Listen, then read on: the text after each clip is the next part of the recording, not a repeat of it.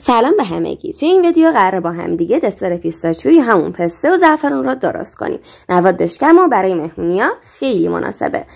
اول از همه 2 لیوان شیر رو اضافه می‌کنیم، بعدش شکر و بعدش آرد هامون رو که همون آرد نشسته ذره است و آرد ساده هستش رو الک می‌کنیم و می‌ریزیم داخل موادمون. بعد از اون با مفتول سیمی مواد رو هم می‌زنیم تا گلوله گلوله نشه.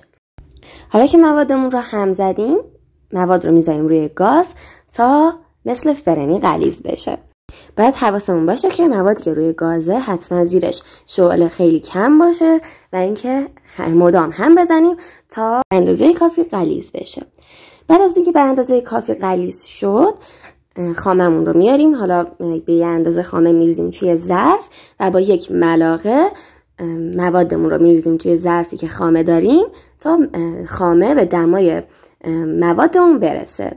اون رو هم میزنیم و موادمون اضافه میکنیم. و از اینکه به مواد اضافه کردیم، اینجا ملقه افتاد توی ظرف و یه خورده کثیفکاری شد، ولی خب بعدش ادامه کارمون کره رو اضافه میکنیم، هم میزنیم، بعدش وانیل رو اضافه میکنیم و بعد از اون گلابمون رو حدود 2 قاشق گلاب اضافه میکنیم که طعم خوشمزگیش رو بگیره. بعد از اینکه به این غلظت حتما از روی اجاق گاز بردارید تا یه خورده خنک بشه. موادمون رو به 2 قسمت تقسیم میکنیم تا یکیش رو پسته‌ای کنیم و یکیش رو زعفرونی. سعی کنید همینطور که داغ هست پسته ها رو اضافه کنید، حدود 30 گرم پسته، ولی خب اگر خواستید میتونید کمتر هم اضافه کنید، ولی دیگه حد اکثرش همون 30 گرم پسته است که من اضافه کردم. اینم از 2 قاشق زعفرون غلیظ حتما باشه که خوب رنگش تغییر کنه و به رنگ زعفرونی در بیاد. موادمون رو میریزیم داخل قیف و صبر میکنیم که خنک بشه. وقتی که خنک بشه موادمون رو میتونیم بریزیم توی ظرف. بعد از اینکه موادمون رو داخل قیف ها ریختیم و سرش رو گره زدیم، حالا وقت چیه؟ وقت اینه که بیسکویت هامون رو بریزیم توی خردکن یا حتی هر جور که دوست دارید اونا رو خرد کنیم و قابل استفاده بشه. حدود 100 گرم برای این موادمون کافیه.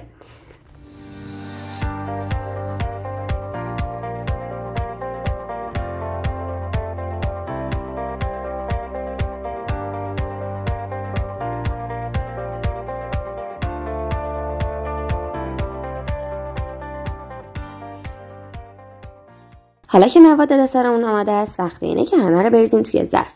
یکی از نکته های این که مواد رو بریزیم داخل ظرفاشون اینه که اول از همه اون دسرمون رو بریزیم، حالا یا پسته یا زعفرونیمون رو. چرا؟ چون اگر بیسکویت رو بریزیم ممکنه که طعم بیسکویت کامل با این دسرمون مخلوط نشه و اون طعم خوشمزه ای رو که وقتی دسرمون اولین لایه است داره نداشته باشه. پس اول من زعفرونی رو ریختم، ولی اگر شما دوست داشته باشین میتونین پسته رو بریزین. این انگار ریختن دسرها دست خودتونه که حالا هر شکلی که دوست دارین میتونین اینها رو بریزین و ترتیبش دست خودتونه. لیوانای این مخصوص دسر متفاوته. این لیوانایی که من استفاده کردم یک بار مصرفه، ولی خب از لیوانای اسموتی یا شکل‌های مختلف هم میتونین استفاده کنین. لیوانای بلندتر، لیوانای کوتاه‌تر یا هر شکلی که خودتون دوست داشته باشین. این دسر رو میتونید به کافه ها هم بفروشین و خیلی طرفدار داره.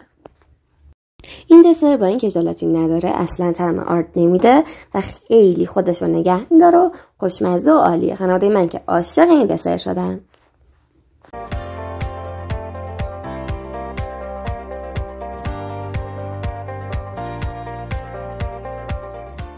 تزیین این دسر دلخواه. من روی این دسر یه خورده ترافل سفید زدم که روی دسر پیستاچیو خیلی خودشون نشون میده و قشنگش کرده. امیدوارم این دسر رو درست کنید و خوشتون بیاد. لایک و سابسکرایب یادتون نره. خدافظ.